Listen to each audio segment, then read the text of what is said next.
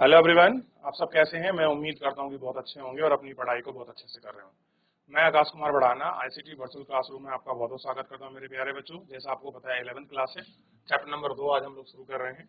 इसमें हम देख रहे हैं भारतीय अर्थव्यवस्था 1950 से लेके 1990 के बीच का जो आपका दशक है, मतलब जो समय पीरियड है उसको हम देखेंगे, क्योंकि इसके पहले चैप्टर में हम 1950 से पहले की अर्थव्यवस्था को पढ़ चुके हैं, उसका अध्ययन हम लोग इसमें कर चुके हैं। फिलहाल इसको हम गौर करके महत्वपूर्ण तरीके से इसको एक एक करके हम लोग आपका देखने का प्रयास करेंगे और हम लोग इसको जानने की कोशिश भी करेंगे। क्लियर है? चलिए, किसी बच्चे का कोई डाउट, कोई क्वेरी रहती है तो आप मुझसे पूछ सकता है।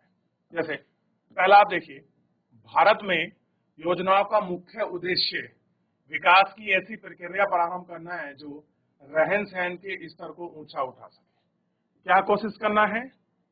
जो आपका रहन सहन के स्तर को ऊंचा उठाए, लोगों के लिए समृद्ध और आपका क्या हो, वैधपूर्ण जीवन के नए अवसर उपलब्ध कराए। ये हमारा प्रयास था प्रथम पंचवर्षीय योजना का। ठीक, इसी प्रथम पंचवर्षीय योजना के तहत हमने चीजों को देखा और क्या बोला गया, परिचय की हम लोग बात कर रहे हैं। 15 अगस्त 1947 के दिन भारत में स्वतंत्रता का एक नया प्रभात उदित हुआ। एक नया दिन हमारा निकल रहा था भारतीय स्वतंत्रता के लिए, जब हम आजाद हो रहे थे। खासकर वो समय था। अंततः 200 वर्षों के ब्रिटिश शासन के बाद हम अपने भाग्य के विधाता बन गए। क्या हो गए? भाग्य के विधाता, यानी कि हम अपने नीति, निर्णय, काम, अपने शासन पद्धति, अपना शासन को हम लोग शुरू करने जा रहे थे और ये ऐसा 200 सालों के बाद हो रहा था। क्लियर है? अब राष्ट्र के नव निर्माण कार्य हमारे अपने हाथों में था, यानी कि हम अपने राष्ट्र को कैसे बनाएंगे, नव राष्ट्र क्या होगा, इसकी सारी चीजें हमारे हाथ में था। स्वतंत्र भारत के नेताओं को अन्य बातों के साथ साथ यह भी तय करना था कि हमारे देश में कौन सी आर्थिक प्रणाली सबसे उपयुक्त रहेगी, जो कुछ लोग नहीं है बल्कि सर्वजन कल्याण के लिए कार्य करेगी। कैसे करेगी? सब लोगों के विकास के लिए काम करेगी और उसके स्वरूप ही काम करेगी, उसको हमको देखना था। ठीक, देखिए, पर जवाहरलाल नेहरू को समाजवाद का प्रतिमान सबसे अच्छा लगा। जवाहरलाल नेहरू कौन सी सोच पर चल रहे थे?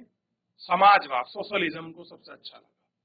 किंतु वे भूतपूर्व सोवियत संघ से उस नीति के पक्षधर नहीं थे जिसमें उत्पादन के सभी स्रोत, खेत, कारखाने का स्वामित्व सरकार के अंतर्गत हो। देखिए, उनको समाजवाद अच्छा तो लगता था कि समाजवाद बहुत बढ़िया है, लेकिन वो एक चीज में पक्षधर नहीं थे कि जितना भी उत्पादन होगा, चाहे खेत से हो या कारखाने से, सब पर सरकार का नियंत्रण होगा। तो समाजवाद में उनको ये प्रतिमान, ये रूप, ये उसका एक अंग जो है, उनको अच्छा नहीं लगता था। किसको?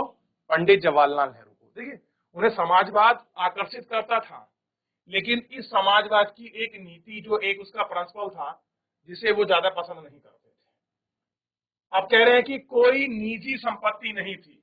अगर समाजवाद होगा तो किसी व्यक्ति की कोई निजी संपत्ति का मतलब नहीं रहेगा। लोकतंत्र के प्रति वचनबद्ध भारत जैसे देश में सरकार के पूर्व सोवियत संघ की तरह अपने नागरिकों के भू स्वामित्व के प्रतिमा तथा अन्य संपत्ति को प्रभावित कर पाना संभव नहीं था।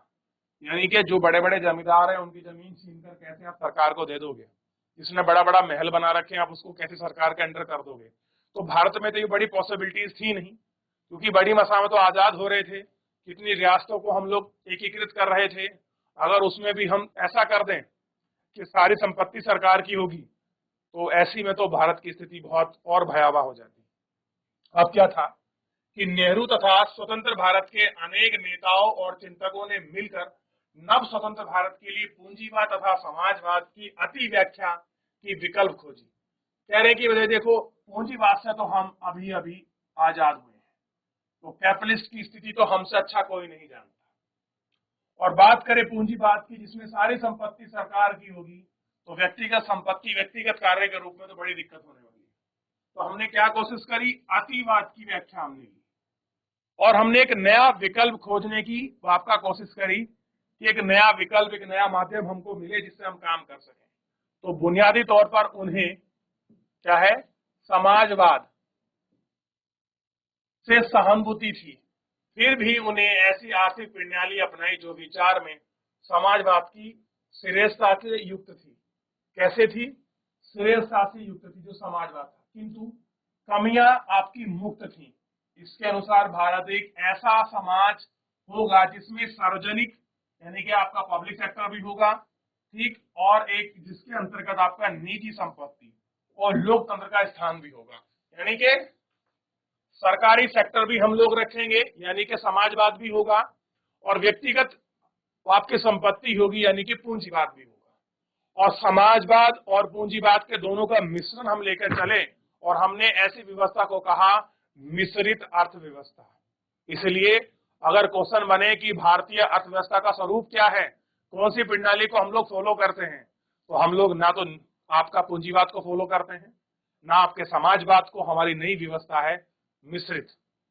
इसलिए आप देखते होंगे जब भी शीत युद्ध चलते हैं, पढ़ाऊंगा आपको उसके विषय में, तो हमेशा बड़े बड़ी जो पावर हैं, जो भी आपके सशक्त अर्थव्यवस्थाएं हैं, वो अगर समाजवाद वाली होंगी तो समाजवाद की तरफ झुकाव होगा, और कैपिटलिस्ट होंगी जो आपके पूंजीवाद होंगी उनका झुकाव पूंजीवाद की तरफ होगा।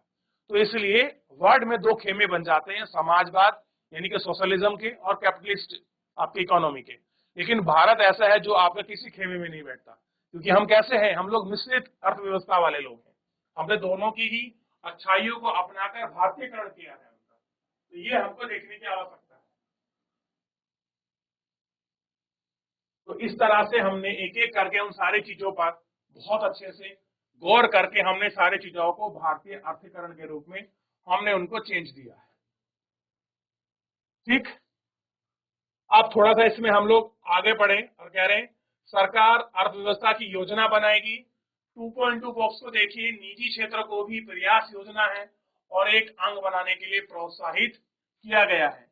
औद्योगिक नीति प्रस्ताव 1948 तथा भारतीय संविधान की नीति निर्देशक तत्व यानी कि स्टेट डायरेक्ट प्रिंसिपल की हम लोग बात कर रहे हैं, में यह दृष्टिकोण है कि 1950 में प्रधानमंत्री की अध्यक्षता में योजना आयोग की स्थापना हुई। किसकी योजना? अब आप मुझे बताइए, और इस प्रकार प्रथम पंचवर्षीय योजना का युग सूत्रपात आरंभ हुआ। क्या वर्तमान में योजना आयोग के स्थान पर कौन सा नया आयोग बनाया गया है? उस आयोग का नाम बताइए। योजना आयोग के आधार पर कौन सा नया आयोग बनाया गया है योजना आयोग को समाप्त कर? ये आपके लिए क्वेश्चन है और आप इसे खुद बताएंगे। चलिए, उसके साथ हम पहले एक बॉक्स पढ़ते हैं, बड़ा इंपॉर्टेंट है, और देखने का प्रयास भी करेंगे। क्या प्रयास है? देखिए, बॉक्स 2.1 आर्थिक प्रणालियों के प्रकार। प्रत्येक समाज में 3 प्रश्नों के उत्तर देने होते हैं। कह रहे कोई भी समाज है, उस समाज में 3 प्रश्नों के उत्तर देने होते हैं। पहला, किस देश में किन वस्तुओं का उत्पादन किया जाए, यानी किन सेवा और वस्तुओं का। और यही क्वेश्चन जो आपकी इको है, इको में सबसे पहले यही क्वेश्चन होता है किसी भी अर्थव्यवस्था में, कि आप किन वस्तुओं का उत्पादन करोगे, यानी कि प्रोडक्शन की प्रॉब्लम है। वस्तु और सेवा को किस प्रकार उत्पादित किया जाएगा। अब कैसे करेंगे? इस कार्य के में मानव श्रम का अधिक प्रयोग करेंगे या पूंजी यानी कि मशीन का। अब यानी किसी काम को कराने के लिए आप मशीनरी यूज करोगे या फिर लेबर यूज करोगे। और तीसरा है आपका उत्पादित वस्तु और सेवा के विभिन्न व्यक्तियों के बीच प्रकार का वितरण किया जाना चाहिए। अब कैसे आप लोग गुड्स एंड आपका सर्विस में व्यक्तियों में कैसे बीच उसका डिस्ट्रीब्यूशन कैसे करोगे, ये हमको देखना है। अब क्या कह रहे हैं? इन सभी प्रकार के प्रश्नों का एक ही उत्तर तो मांगा तो पूर्ति, मांग और पूर्ति बाजार की शक्ति पर निर्भर है। अब उत्पादन कितना करना है ये डिपेंड करेगा जो हमारी डिमांड है और सप्लाई है मार्केट की, उसके अनुसार ही हम लोग अपनी किसी चीज को उत्पन्न करेंगे। ध्यान दीजिए, यानी कि जितना हमारे पास मांग होगी उसी मांग के अनुसार हम लोग किसी चीज का उत्पादन करेंगे। बाजार अर्थव्यवस्था इसे पूंजीवादी अर्थव्यवस्था कहते हैं, जहां पर बाजार के अनुसार डिमांड और सप्लाई के रूप में काम करता हो, ऐसी मार्केट को हम लोग कैपिटल इकोनॉमी कहते हैं, आपका पूंजीवाद अर्थव्यवस्था कहते हैं। डिपेंडेंट किस पर है आपका? मांग पर और पूर्ति पर। मान लीजिए बाजार में 10 पेन की मांग है और पूर्ति 10 की है, तो वो कैसी होगी? बाजार आधारित अर्थव्यवस्था, यानी कि जितनी मांग थी उतनी सप्लाई कर दी। ठीक, उन्हीं उपभोक्ताओं वस्तु का उत्पादन होता है और कह रहे उपभोक्ताओं को जिन वस्तुओं की जरूरत है उन्हीं का उत्पादन होगा। जिनकी बाजार में मांग है वही वस्तुएं उत्पादित की जाएंगी। देश के घरेलू या विदेशी बाजारों में सुलभ बेचा जा सकता है। अब चाहे घर हो या बाजार, अब जिन चीजों की बाजार में मांग होगी उनको आसानी से आप बेच भी सकते हो। यदि करों की मांग है तो आपका करों का उत्पादन होगा। साइकिल की मांग है तो साइकिल का उत्पादन होगा। श्रम पूंजी की अपेक्षा सस्ता है तो अधिक श्रम प्रधान विधियों का प्रयोग होगा। यदि श्रम की अपेक्षा पूंजी सस्ती है तो उत्पादन की अधिक में पूंजी प्रधान विधियों का होगा। अब डिपेंड है कि कोई चीज बनाने में आपका मशीन से सस्ता पड़ रहा है या लेबर से। जिस प्रकार सस्ता पड़ रहा होगा उसी से हम लोग अपना प्रोडक्शन करवाएंगे। आप कह रहे हैं पूंजीवादी अर्थव्यवस्था में उत्पादित वस्तुओं का विभिन्न व्यक्तियों के बीच वितरण उनकी आवश्यकता के अनुसार नहीं है। किसके अनुसार नहीं है? आवश्यकता के अनुसार। किसकी बात करें? उत्पादित वस्तु के व्यक्तियों के वितरण के अनुसार। अधिकांश विभाजन इस आधार पर होता है कि व्यक्तियों का क्रय क्षमता कितनी है और वे कितनी वस्तु और सेवा को खरीदने में सक्षम है। क्या कह रहे हैं? कितनी वस्तुओं को खरीदने में वो सक्षम है, इस बात के ऊपर ये सारी चीजें क्या है आपकी? डिपेंडेंट है।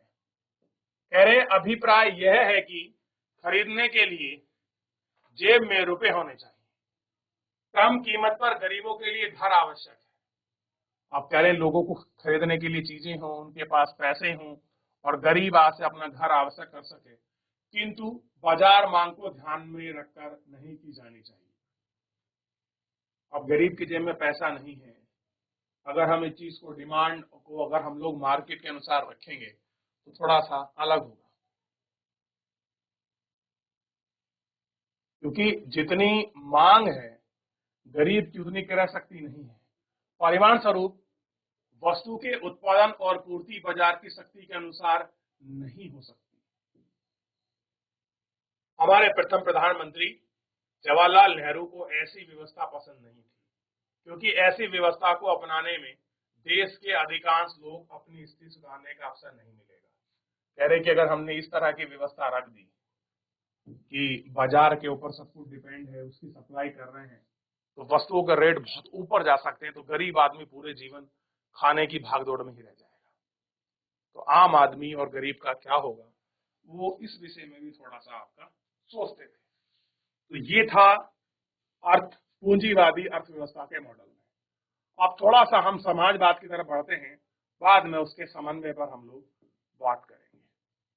समाजवाद समाज के तीनों प्रश्नों का उत्तर पूर्णतः विभिन्न तरीके से देता है। कैसे देता है? जो हमने 3 क्वेश्चन पूछे थे उनका आंसर अपने तरीके से देता है। समाजवाद समाज में सरकार कहीं निर्णय लेती है। निर्णय कौन ले रहा है? सरकार, कि कितना उत्पादन हो, किसका हो, और वहां कौन ले रहा है? जी, बाजार। समाज की आवश्यकता के अनुसार विभिन्न वस्तुओं का उत्पादन किया जाए। यह माना जाता है कि सरकार यह जानती है कि देश के लोगों के हित में क्या है। क्या कह रहे हैं? सरकार ये जानती है कि देश में लोगों के हित में क्या है, इसलिए लोग की वैकल्पिक इच्छाओं का कोई महत्व नहीं है।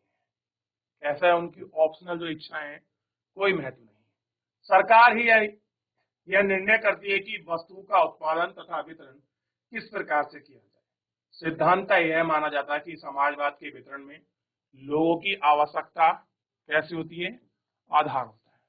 इनकी क्रय शक्ति क्षमता के अनुसार, क्षमता के आधार पर नहीं। इसके विपरीत समाजवादी राष्ट्र के विभिन्न नागरिकों को निःशुल्क स्वास्थ्य सेवा सुलभ कराना है।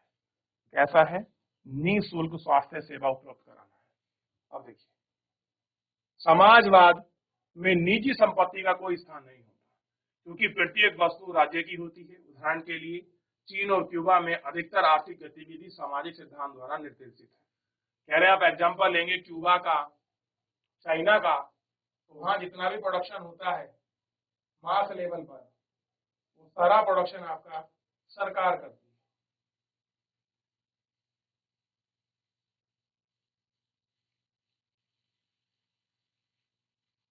कौन करती है? सरकार। तो डिपेंडेंट कौन हुई आपका? सरकार के ऊपर ये सारी चीजें। अधिकांश कह रहे हैं अधिकतर अर्थव्यवस्थाएं मिश्रित अर्थव्यवस्थाएं। कैसी हैं? मिक्स्ड इकोनॉमी है, अर्थात सरकार और बाजार एक साथ इन तीनों के प्रश्नों के उत्तर देते हैं कि सरकार भी और बाजार भी। सरकार की कोशिश ये है कि जिनकी मांग है उनको उपलब्ध कराया जाए और ऐसा उपलब्ध कराया जाए कि आम लोग, जो गरीब जनता है, उन तक वो संसाधन प्राप्त हो। ठीक। और प्रश्न क्या देते हैं कि क्या उत्पादन किया जाए, किस प्रकार उत्पादन किया जाए और किसका वितरण किस प्रकार किया जाए। मिश्रित अर्थव्यवस्थाओं में बाजार उन्हीं वस्तु और सेवाओं को सुलभ कराता है जिनकी अच्छा उत्पादन कर सकता है। सरकार उन्हीं आवश्यक वस्तुओं को सुलभ कराती है जिन्हें बाजार में सुलभ कराने में वो विफलता रहती है। यानी कि जो चीज बाजार में उपलब्ध नहीं होती, सरकार की आपकी कोशिश है कि हम उसको वो उपलब्ध करा सकें। तो पूंजीवाद और समाजवाद के रूप में हमने किस तरह से चीजों को अपनाया है, तो एक बार इनको थोड़ा सा देख लीजिए। ये बड़ा इंपॉर्टेंट है, पढ़ लीजिए, कोई डाउट बनता है तो पूछ लीजिए, फिर आगे बढ़े। देख लिया? चलिए आगे बढ़ते हैं थोड़ा सा। इसको देखिए, योजना क्या है? योजना की व्याख्या करती है कि किसी देश के संसाधनों का किस प्रकार प्रयोग किया जाना चाहिए। तो योजना का काम क्या है कि संसाधनों का जो प्रयोग है वो किस प्रकार किया जाए। योजनाओं के कुछ सामान्य तथा कुछ विशेष उद्देश्य हैं जिन्हें निर्दिष्ट समय अवधि में प्राप्त करना है। यानी कि एक लक्षित समय हमने बना लिया है जिसमें हमें उनमें प्राप्त करना है। भारत में योजनाएं 5 वर्ष की अवधि की होती हैं। इसे पंचवर्षीय योजनाएं कहते हैं। इन्हें 5 वर्ष की अवधि के लिए कहते हैं, इन्हें पंचवर्षीय योजना कहते हैं। कह रहे हैं कि शताब्दी वाली निर्णय योजना के अग्रणी देश में सोवियत संघ से ली गई। कह रहे जो पंचवर्षीय योजना हमने कहां से ली है, तो जो आपका रूस है उससे ली है। हमारी योजनाओं का वर्ष 2017 के प्रालेखों में केवल 5 वर्षीय योजना की अवधि में प्राप्त किए जाने वाले उद्देश्य का उल्लेख नहीं है, अपितु आगामी 20 वर्षों में प्राप्त किए जाने वाले उद्देश्यों का भी उल्लेख है। यानी कि हम शॉर्ट टर्म और लॉन्ग टर्म अपना जो गोल्स हैं, जो अचीवर हैं, उनको लेकर हम लोग चल रहे हैं। दीर्घकालिक योजना का परिलक्ष्य योजना कहते हैं। पंचवर्षीय योजना द्वारा परिलक्षितात्मक योजना के आधार में होने की अपेक्षा की जाती है। क्लियर है? यह तो संभव नहीं होगा कि सभी योजनाओं में उनके सभी लक्ष्यों को एक समान महत्व दिया जाए। अब ऐसा जरूरी नहीं है कि जितनी भी हमारी योजना है उनको सबको हम एक समान, आपका एक जैसा महत्व हम उनको दे दें। विभिन्न लक्षणों में अंतद्वंद भी हो सकता है, यानी कि कंपटीशन भी हो सकता है। उदाहरण के लिए, यदि प्रौद्योगिकी श्रम आवश्यकता को काम करती है तो आधुनिक प्रौद्योगिकी की शुरुआत के लिए लक्ष्य के रोजगार को बढ़ाने के लिए विरोधी हो सकती है। अब कह रहे हैं अगर हम लोग टेक्नोलॉजी को बढ़ाएंगे और टेक्नोलॉजी बढ़ेगी तो मे भी रोजगार पाने में थोड़ी कंपटीशन हो जाएगा, क्योंकि रोजगार कैसी है, आपकी तकनीकी खा जाएगी। तो आयोजक को इस प्रकार के विरोध का संतुलन करना पड़ेगा। अब उनको बैलेंस करना पड़ेगा। किस प्रकार से? आप देखते हैं जब कंप्यूटर भारत में आया था तो आज भी कितने सारे लोगों की कमी जो है, जो जॉब है वह कंप्यूटर खा चुका है। पहले आप देखेंगे 20-20 क्लर्क आपका बैठते थे, टैली होती थी। आज 10 सेकंड में पूरा सोल्यूशन हमको मिल जाता है। तो यह कार्य करना सहज नहीं है। भारत की विभिन्न योजनाओं में अलग अलग लक्ष्य पर बल दिया गया है। भारत की पंचवर्षीय योजना यह बताती है कि प्रत्येक वस्तु सेवा में कितना उत्पादन किया जाए। ना तो यह संभव है और ना ही यह आवश्यक है कि पूर्व सोवियत संघ के यह कार्य का प्रयास किया था, वह पूरी तरह विफल रहे। अतः इनका पर्याप्त योजना ही उनके विषयों में प्रयास था कि स्पष्ट जो लक्ष्य है उनको निर्धारित किया जा सके, उनका महत्वपूर्ण भूमिका निभा जा सके। विभिन्न वस्तु और सिंचाई के आदि में शेष बाजार को छोड़ देना ही आपका सरकार होगा। तो इस तरह से योजनाओं का जो लक्ष्य है, किस प्रकार हमको योजना को बनाना है, क्रियाक्रम करना है, उनका क्या कार्यान्वयन होगा, ठीक उनको देखना है। इस प्रकार आप देख सकते हैं और इनको अच्छे से समझ सकते हैं कि क्या है योजना का स्वरूप, क्या है आप योजना। तो हम लॉन्ग टर्म के साथ हम शॉर्ट टर्म, यानी कि पंचवर्षीय योजना मतलब छोटा टाइम पीरियड है, तो हम लोग शॉर्ट टर्म के साथ लॉन्ग टर्म को भी अपने अंदर आपका समाहित किए गए हैं। कि हम धीरे धीरे काम करेंगे और आने वाले 20 साल में हम ये अचीव कर लेंगे। जैसे गरीबी को हटाना है, आधारभूत संरचना को करना है, स्वास्थ्य सेवा में हमको बहुत बड़ा डेवलपमेंट करना है। तो ये सारे ऐसे पॉइंट हैं। क्लियर है? चलिए इसको देख लीजिए, कोई डाउट है पूछ लीजिए, फिर आगे बढ़ते हैं। तो मेरे प्यारे बच्चों, फिलहाल आज के इस लेक्चर में इतना ही। मिलते हैं नेक्स्ट लेक्चर में, तब तक अपना ध्यान रखिए, स्वस्थ रहिए। धन्यवाद।